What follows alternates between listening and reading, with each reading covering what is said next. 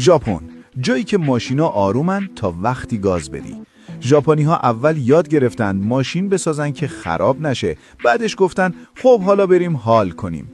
تویوتا اسمش یعنی خیالت راحته، ولی یه دفعه سوپرا رو داد بیرون یا جی تی 86 که بگه ما فقط اقتصادی نیستیم. نیسان از همون اول دنبال دعوا بود. اسکایلاین جی تی آر، بعدش آر35، ماشینی که سوپر اسپورت ها رو خجالت زده میکنه. هوندا مهندسی تمیز بدون ادا. سیویک تایپ آر دورش میره بالا تا حالتو خوب کنه و NSX که حتی فراری رو هم اذیت داد. مازدا همیشه فرق داشت. RX-7 با موتور روتاری، ماشینی که یا عاشقشی یا اصلا نمیفهمیش. میتسوبیشی کوچولو ولی خطرناک. لانسر هولوشن، یه هیولا تو لباس ساده.